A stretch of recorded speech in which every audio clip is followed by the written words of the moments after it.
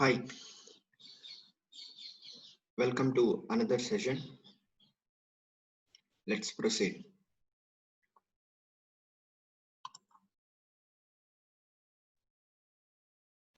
So here we'll be seeing the new topic, some important methods in psychology. Particularly in this session, we'll see observational method. Of course, we will be introducing few methods. I think there are around six, like correlation, survey, etc. Let's see what they are. Particularly in this session, we will try to complete observational method. So, in the previous section, you read about wide variety of data that we collect in psychological studies. All these varieties of data cannot be collected through a single method of inquiry. Psychologists use a variety methods like observation, experimental, correlational, survey, psychological testing, case study to collect data. So far, in the earlier sessions, we tried to understand the goals, steps, and the types of data, right? Here, we'll try to understand how we can collect data because as a human behavior is complex, there can be different types of data and based on the different types of behavior. So, we have to understand that there cannot be one method which is applicable to every behavior to be observed. So we will use respective and appropriate. If you can see, there are six ones: observation, experimental, correlational, survey, testing, psychological testing for the abilities, case study. These are the six. If you can see, these are the six methods, and we should use them appropriately for different purposes. Such examples, if you can see, you can observe the behavior of spectators watching a football match.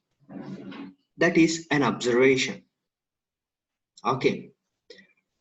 And in an experiment, you can take two groups or experimental conditions, controlled group, uncontrolled group.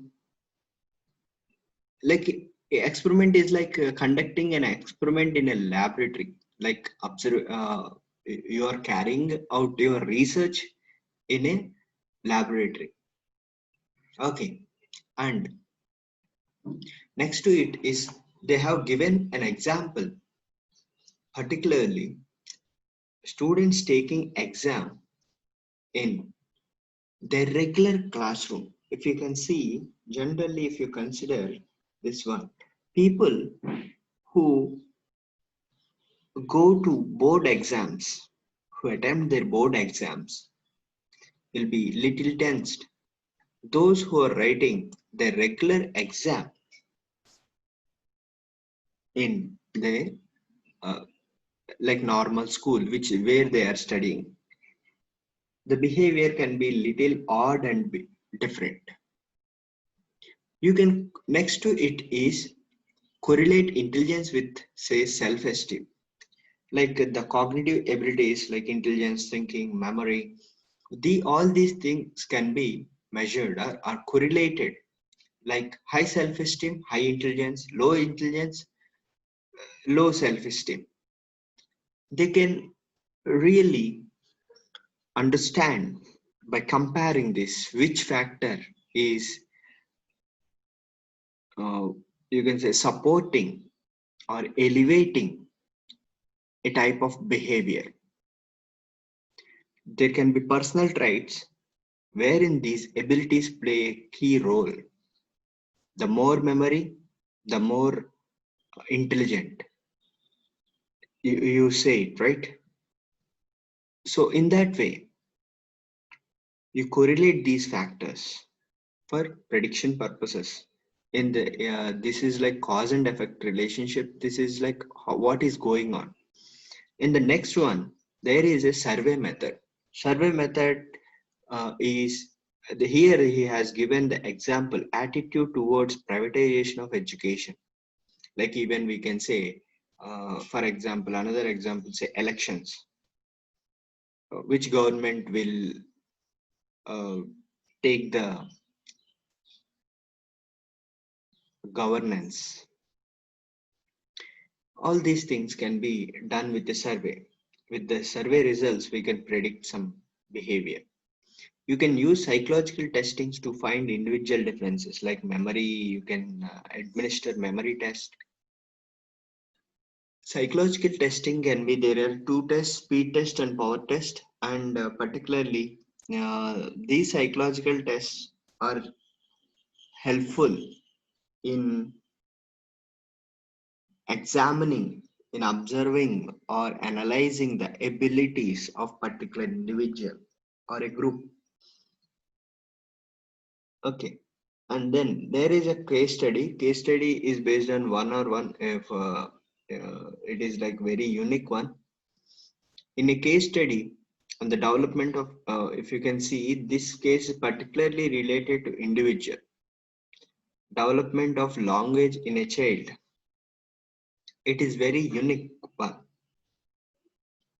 Like even you can observe which color these people recognize. Like children, how children is a unique term. Like gender, like male, like male possess high self-esteem. You can conduct a case study. Female are highly emotionally intelligent. You can conduct a case study. So you are getting the difference, right? So these are the examples for the six,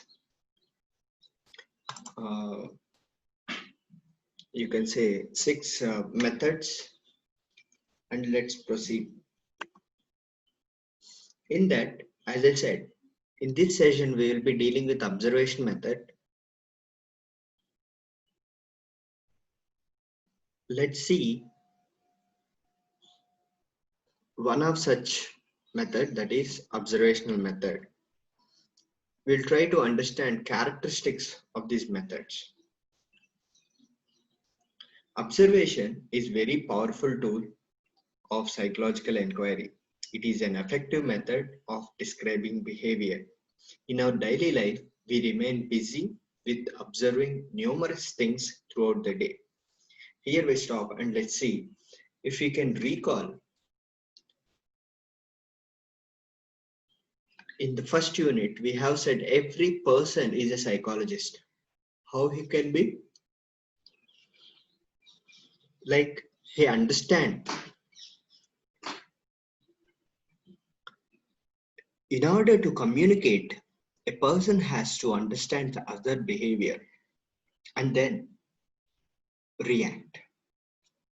There can be many mental processes involved in this one, but if you can say the main or a generalized one is observation. Without the observation, particularly, it should be conscious and attentive. With that only you can understand and respond properly to the other person or a group. Observation is really an important method. Okay, many times we do not take notice what we are seeing or what we have sent. That is what I said, attention. Giving attention and receiving 100% information. We see, we see, but we do not observe.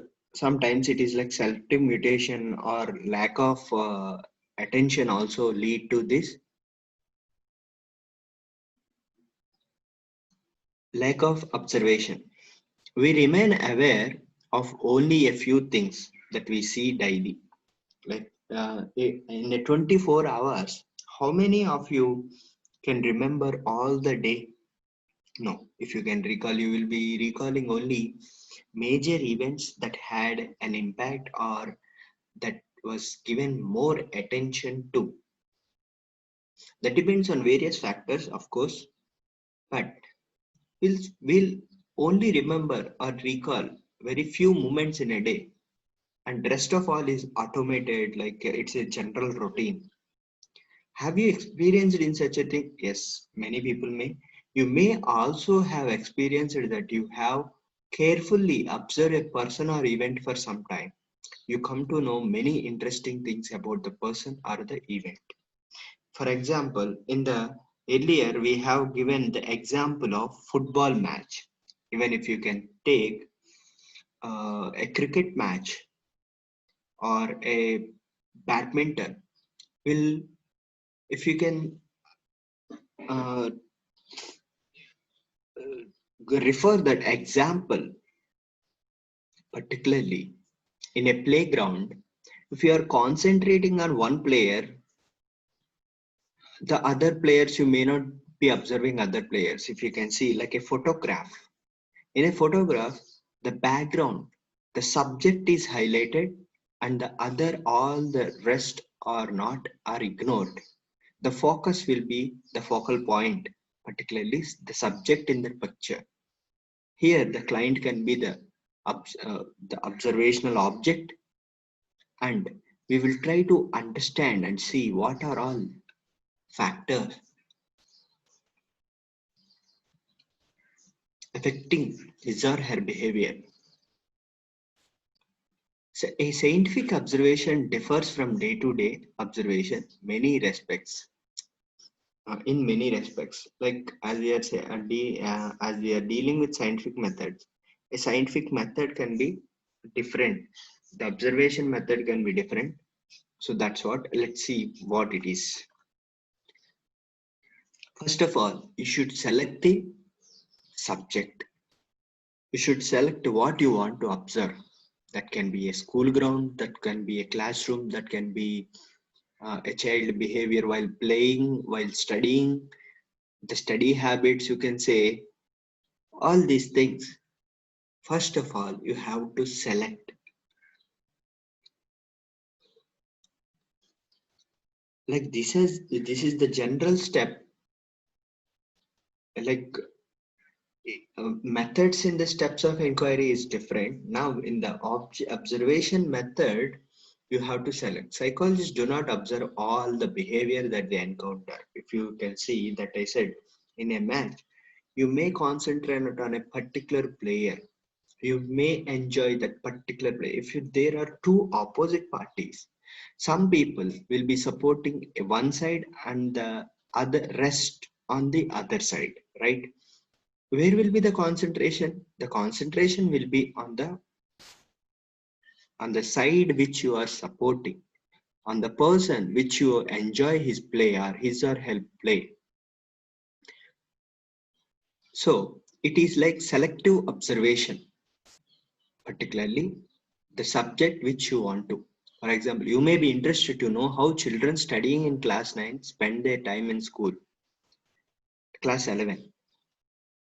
So here the observation is the students in the class 11, particularly the school environment, not at it is like in the particularly at school, not at the home or playground. Two things are possible at this stage. As a researcher, you might think that you have a fairly good idea about what happens in school. You might prepare a list of activities like a classroom activity, playground activity, drawing, during the lab, during the lunch break, during the natural breaks, how these students behave. And there can be subjectual periods like maths period, language periods, crafts period. All these things can be observed, right? So you might prepare a list of activities and go to schools with a view to finding out their occurrences. Alternatively, you might think that you do not know what happens in the school, and by your observation, you would like to discover it. As we said, in the earlier, we recalled some events like classroom, languages, teachers, break, all these things are a little known. On the other hand, it is completely new. You are new to school. On the first day, you will try to understand where all these things are. Where can I get? If you go to a metro city for the first time, okay, you might wonder you don't know anything. But if you 1 or 2 days, if you observe and look around and try to roam the city, you will know the places. Right? It is like familiarity, getting familiar about things. So this is how a selection, what you want to observe, how you want to observe. There can be pre-knowledge, already know a good idea about what you know, and you may not know and know afresh. Next to it is recording. While observing, a researcher records the selected behavior using different means, such as marking tallies for the already identified behavior whenever they occur, taking notes, describing each activity in greater detail using shorthand or symbols, photographs or video recording, etc.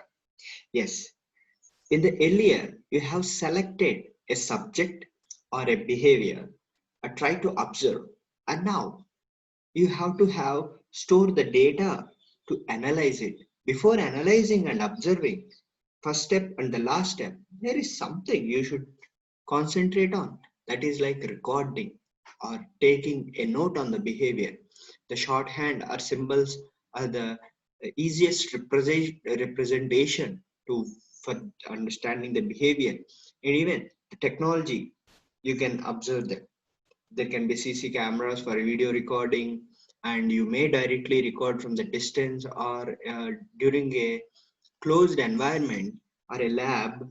In the observation can be in a closed environment, and you can record it.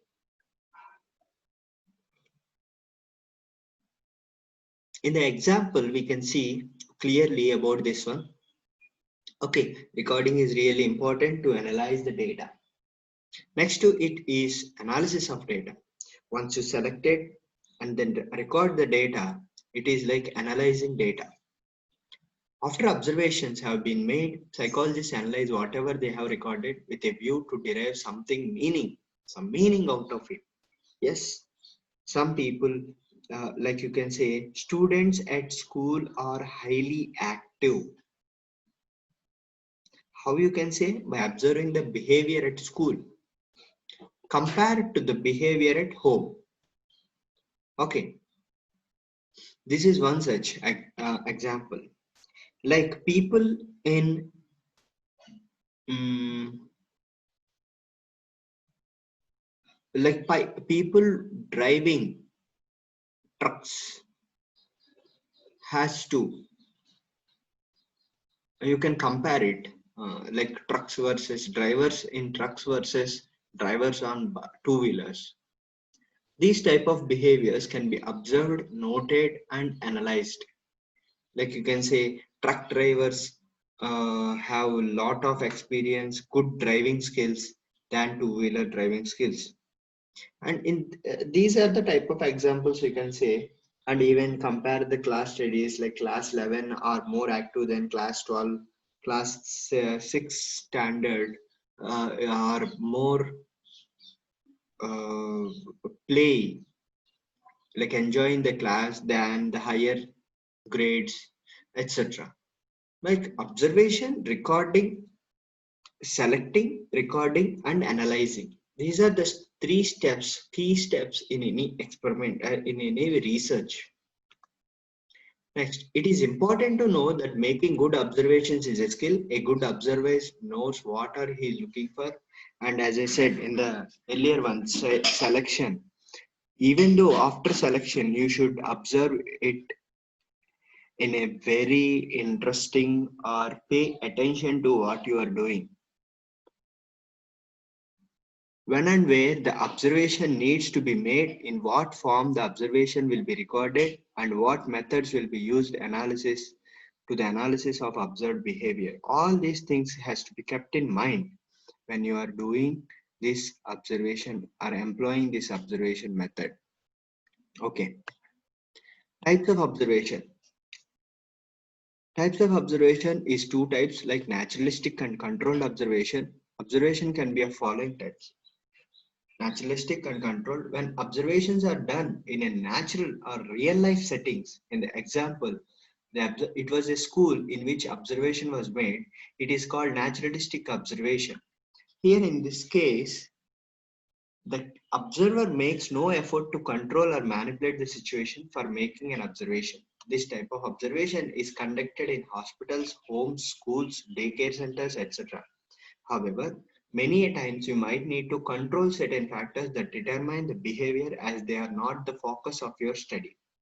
Yes, there can be extraneous variables which are affecting your behavior, like you can say uh, there can be noise, there can be traffic before the school, like you can say during the running of class you might have different conditions like the temperature, the there can be internal and external conditions, but most of the things we will be having only external conditions. Both the internal behavior can be controlled as he or she is already set up the mind to get involved in the research or the exam observation.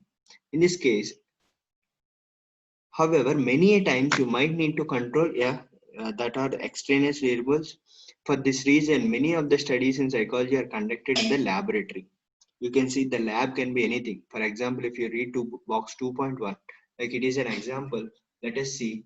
This type of observation is called control laboratory observation. Actually,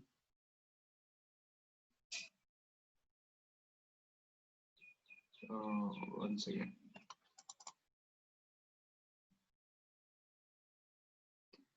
day-to-day observation in many respects. Here, so that is what a naturalistic observation can also be done in laboratory in a controlled environment. Okay, next. Oh, sorry, I think I have gone.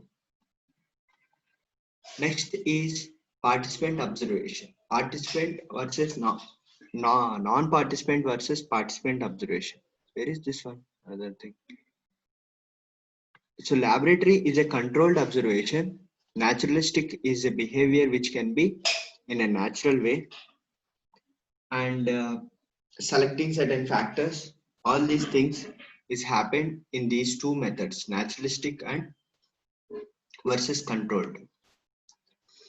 Next is non-participant and participant observation.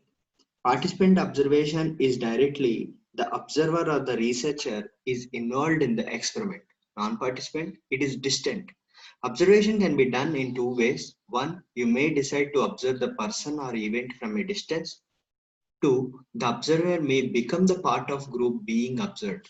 That's what. If you are observing the students, the behavior of students in playground, students who play football are more active than studying in the class. In this example, you have to observe. You may select this observation by sitting in the playground as an audience, and you may directly involve yourself into the particular play. You can be part of that game and observe how the students are behaving. Okay, next, in the first case, the person being observed may not be aware he or she is being observed. As it is non-participant, the persons in the group may not know who is observing them. But in the second case, it can be known, but it can be like as notified. There are many ways of achieving the goal. You can install a video camera to record, like in the participant observation, participating in their everyday activities. This type of observation is called non-participant observation. The danger in this type of setup is that the very fact that someone, an outsider, is sitting and observing may bring a change in the behavior of students and the teacher. Yes, every method can it's have their own pros and cons, and even that particular behavior, non-participant observation. may not give you the exact results also. That should be selective what you are and whether it is an apt method to observe. Next one is participant observation. In participant observation, the observer the observer becomes a part of the school or a group of people being observed. Yes, they can be involved in the direct play or participate in the activity. In the participant observation, the observer takes some time to establish a rapport with the group so that they can start accepting him or her as one of the group members. Yes, first of all, in as it is like participant observation, you have to also you should not be the lone factor which affects the behavior. They can become alert. The behavior which you want to observe also may not be visible because the people, if you can see, when you are doing some activity with the students and observe their behavior, there may be an alert, right? So these things can be has to be kept in notice before going to particular research. However, the degree of involvement of the observer with the group being observed would vary depending upon the focus of the study. Yes, it depends on what the observer or the researcher wants to study. The advantage of this observation method is that it enables the researchers to study people and their behavior in a naturalistic situation as it occurs. Like you need not to disturb the environment. You can record the environment as it is, what you want. You can select the subjective observation, etc. However, the observation method is labor intensive, time consuming, and is susceptible to the observation bias. And even, as I said, it is like selection. You may ignore the other subjects in the particular event. Okay, and even there can be, it is like time taking process. You may not observe particular behavior in a day, and as it as some non-participant observation have no control over of what is going on, this will kill time. And even as I said, selective observation, you may be concentrating on one object only, as there can be other factors also to be observed or noted down. All these things, your our observation is influenced by various values and beliefs about the person or the event. You are familiar with the popular saying, we see things as we are and not as things are. Yes, the cultural and social factors, like students in India are different from students in other parts of the world. What you want to observe, that depends on where you grow. The researcher, if an Indian person goes to in US and then observe things, there can be a lot of differences in a particular thing. And even if an US citizen comes to India and observe, his experience is different. Because of our bias, we may interpret things in a different way that what the participants may actually mean. Therefore, the observer should record the behavior as it happens and should not interpret the behavior at the time of observation itself. So you should be sit calm, you should observe things, record the things, and then you have to act upon the data. You should not react. Even though during the participant observation, you should be vigilant that you are a researcher and you are there for the purpose of an observation, and you have to memorize things and then recollect the data. But if you completely ignore, there can be a failure for the observation, right? Next. So there is an experiment here. It is a very useful experiment. So you can go to YouTube and check with the bystanders efforts a smoke experiment. What has happened in this experiment is that two American psychologists, Bibb Latten and John Darley, conducted a study in 1970. In order to participate in the study, the students of Columbia University arrived individually at a laboratory. So what the Bibb and John, these two people wants to study a behavior and they asked some help from the Columbia University students. They were given the impression that they would be interviewed on a certain topic. Here, they said that there will be an interview on a certain topic. But what has happened? Let's see. Each student was sent to a waiting room to complete a preliminary questionnaire. Some of them found two other people already seated in the room, while others sat down alone. Soon after the students have started working on the questionnaire, like there will be a word we will see, like the students who arrived to the laboratory, like the university, they told that there will be an interview, and then they given a questionnaire and asked them to write it in the waiting room. Soon after the students had started working on the questionnaire, smoke began filling the room through a wall vent. So, like if you can see, the students are in a room and doing their writing work, and then when the observers or the researchers released some smoke, and actually what they want to study is this. Within 4 minutes, the room contained enough smoke to interfere with the vision and breathing. Latin and Darley were primarily interested in knowing how frequently students simply got up and left the room to report the emergency. Like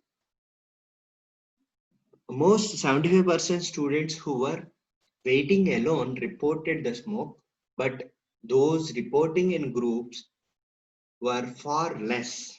Groups consisting of three naive students reported it only 38% of the time. When the students waited with two other confederates who were instructed beforehand by the researchers to do nothing, only 10% students reported the smoke.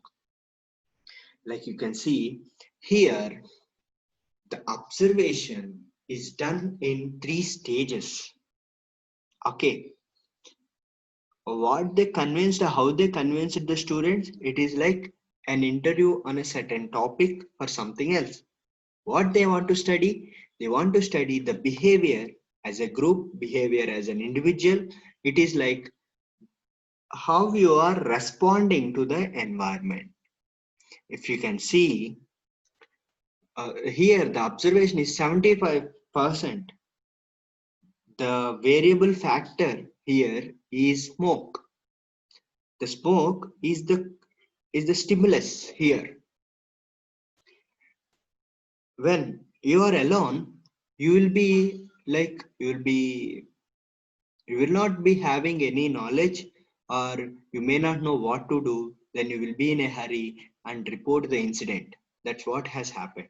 But when you are with normal group, you may discuss what is that, and you when you come to conclusion, you may act. If you do not have a conclusion, whether as it is an examination hall, 30%, 38% almost reported.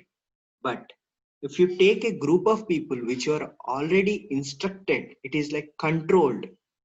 The behavior of two persons is controlled, the other person did not report. Only 10% of the students reported when there is no reaction from others. This is what the bystanders effect is. If you can see, when you are going on a road and you saw an accident and there is no people around, so far you can see what you can do. Either you ignore, but most of the time you will react. You will react or call an ambulance or particular department. But when you're going with the friends, it's different. And particularly, there are some people around you. What you will do? You will just ignore. And particularly, you will ignore that someone will take care of the person. So, in such a way, the second condition is 38%. When you don't know the people, there is an option available. You can just ignore it.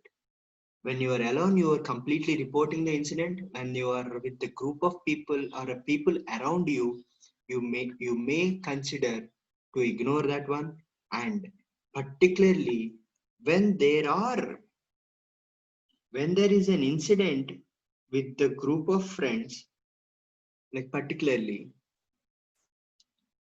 you may adjust according to the environment or the condition. The reporting is really very less.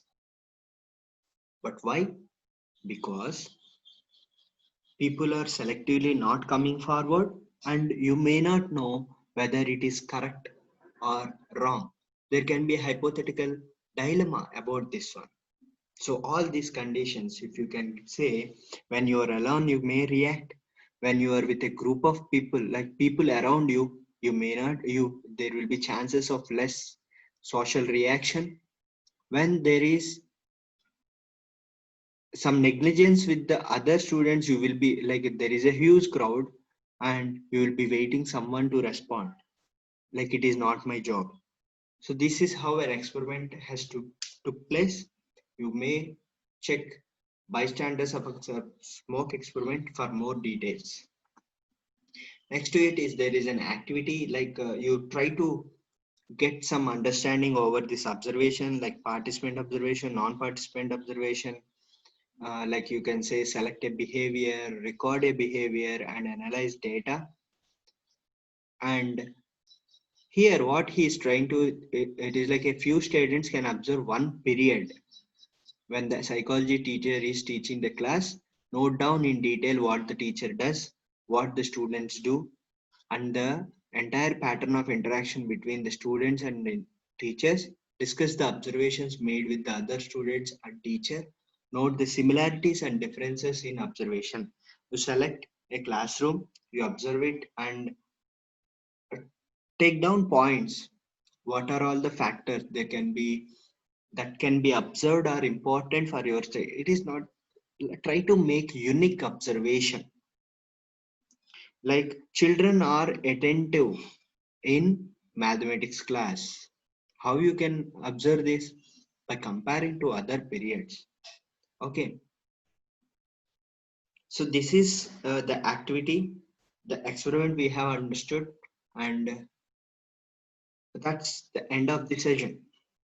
Okay, I think that has given a good amount of understanding about this observation, and particularly we have been introduced to so many methods, and there can be experimental environment, non-experimental environment, participant observation, non-participant observation, all these things.